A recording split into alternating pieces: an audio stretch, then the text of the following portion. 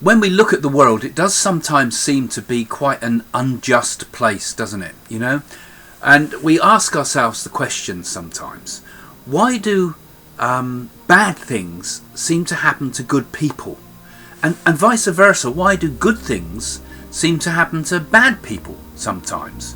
Well, more than sometimes, all the time it seems. When you look around you, you know, the people that are very rich are often not the nicest of people. The people that have done good all their lives appear to be often hit by terrible situations sometimes.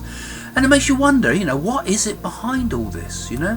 Well, theology has, of course, looked at this a lot, and all the different religions have come to this questions in different ways. I mean, you could argue, for example, that the life is like a schoolroom, and the hardest lessons are given to the best pupils, you know, so that those have the hardest lessons in life are often the ones that are more spiritually advanced than others. Of course, that would presuppose that everybody is on a different level, and possibly that everybody's been here before, if we take that argument into account. And then there's, of course, the question that Christians would talk about evil, and and that there's a power of evil in people's lives, and that evil will affect good people and affect bad people, and change the course of their life. But I'm not going to really subscribe to any of these religious ideas. I just want to look at it from how I understand it. And I more than believe, I've kind of been proved to me, you know, because if we start talking about beliefs, then we're still in the same boat as everybody else. But for me, there's been proof in my life that there's such a thing as karma. And I won't go into the details of why I understand that to be the case at the moment, but I think many of you watching this would probably have expected to have maybe felt the effects of karma, or seen how sometimes karma plays its course in people's lives, you know. So when we look at this, we look at karma, and what does it mean? It's an Indian word, so I'm obviously talking about an Indian perspective here in many ways, but it does come up into the Christian ideas as well. Karma basically means two things, really. It means fate, it means what steers our destiny, and it also means action. It actually comes from a Sanskrit word. Initially, the Sanskrit word is kr, which means to act. Okay, so it means action, but it also means kind of our destiny. In more Western terms, it kind of means like, as you sow, so shall you reap. Whatever actions we make in this world will affect what happens to us in the future. Okay, so karma, therefore, it means fate and it means action. So it's actually the meeting point between destiny, fate, and action. It's the place where the two meet. This is where the word karma plays a significant and important part in spiritual life. Because if you look at it in terms of what Newton said, Isaac Newton said, every action has an equal and opposite reaction. So everything that's done creates a consequence, doesn't it? And it's the same spiritually. And this could explain in many ways why good things and bad things happen, because they're a reaction to some opposite reaction to what we've already done, right?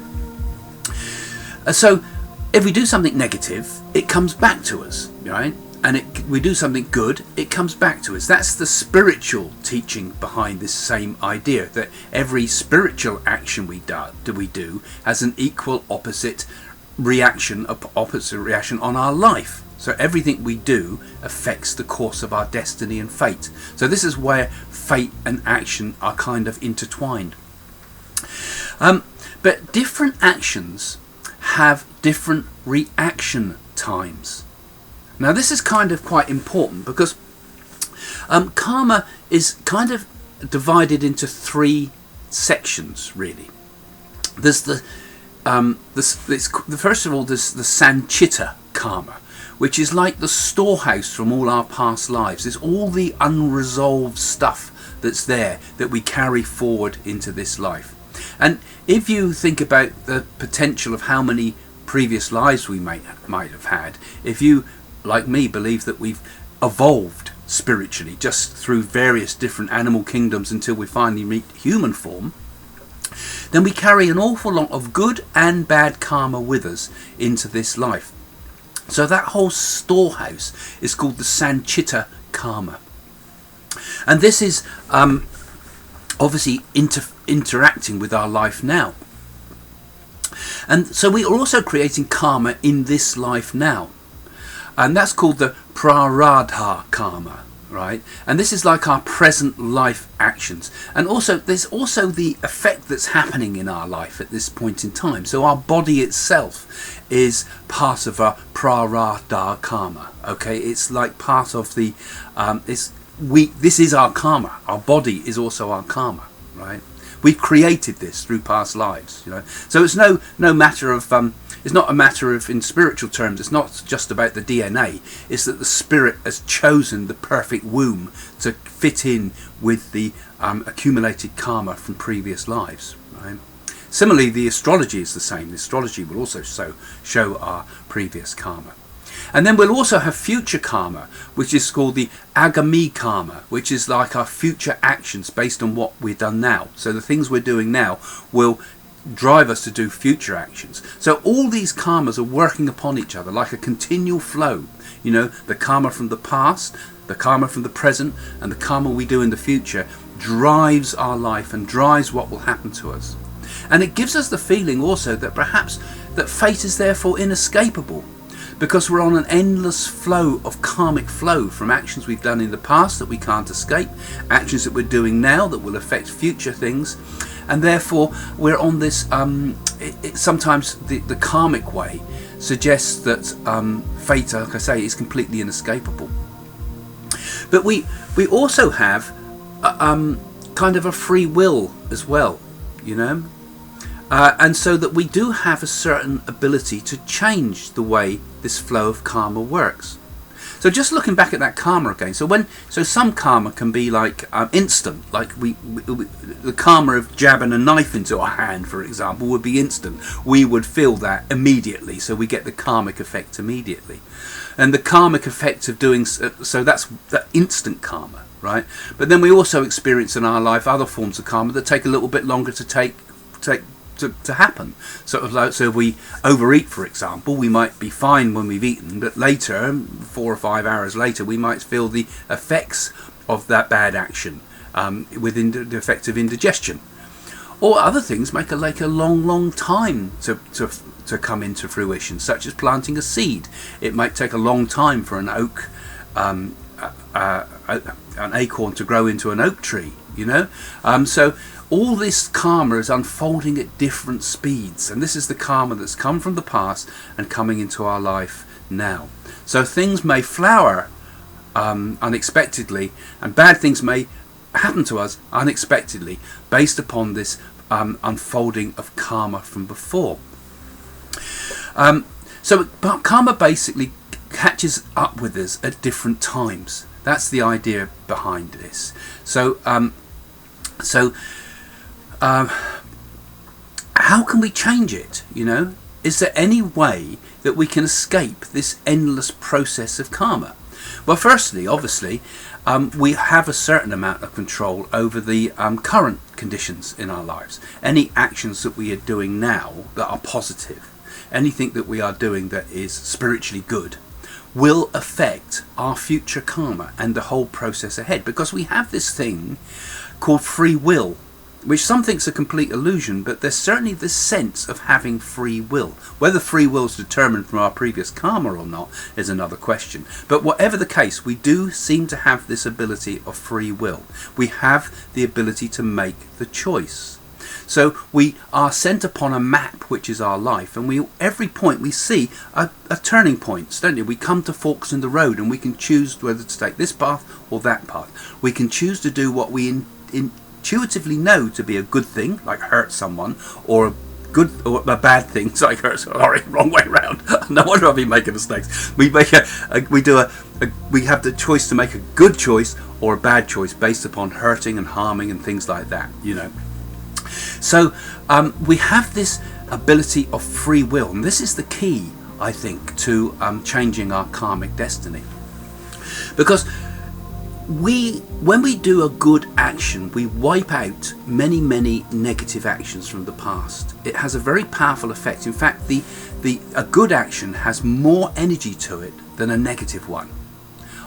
You might not seem that sometimes, but in terms of your personal life and your personal happiness and what will come to you now and in the future, your good actions have a very powerful effect.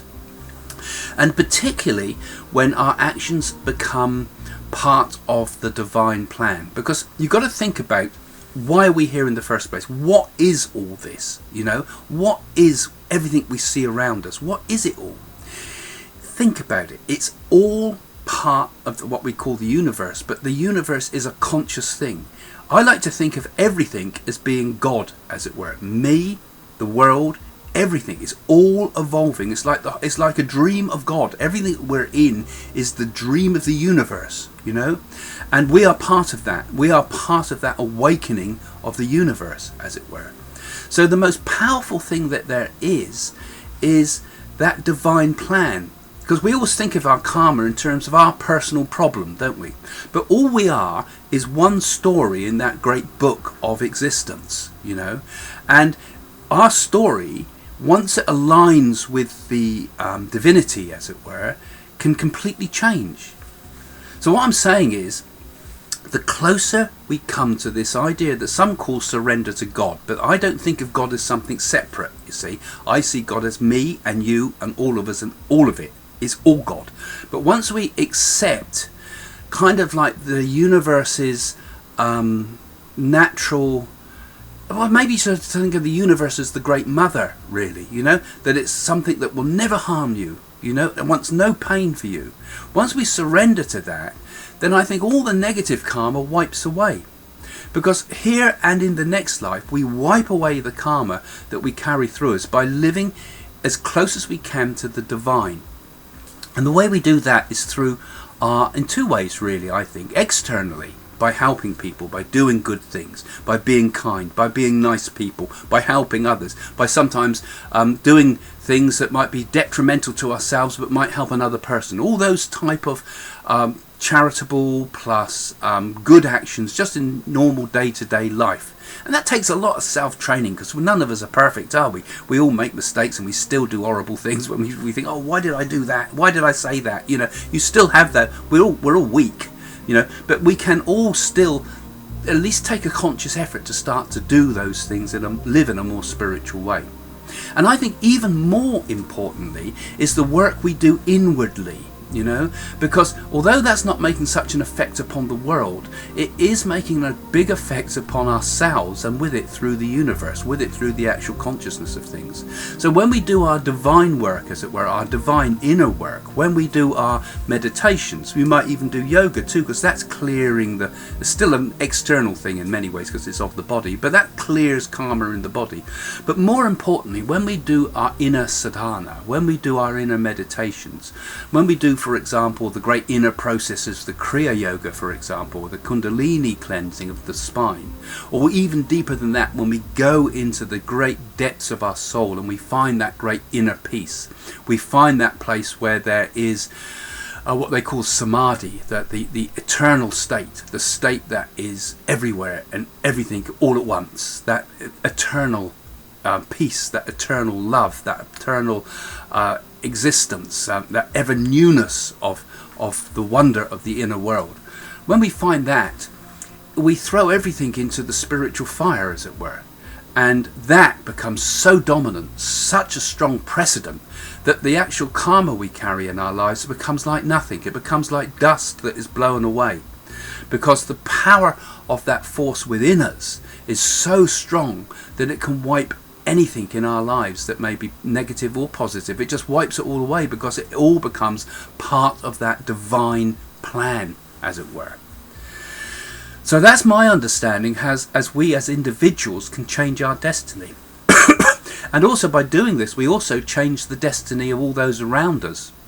When a person becomes enlightened in this life, that enlightenment will spread not just through this world, but it will also spread through the heavenly worlds too. So we're changing our own destiny and changing the destiny of all beings by doing that divine search. So that's my understanding of these things. I hope I've explained that reasonably clearly, but that's basically my take on things. So what do you think? Do you agree with me? I mean, there's a lot of things I say here that are quite contentious for some people who might come from certain backgrounds, different religious backgrounds.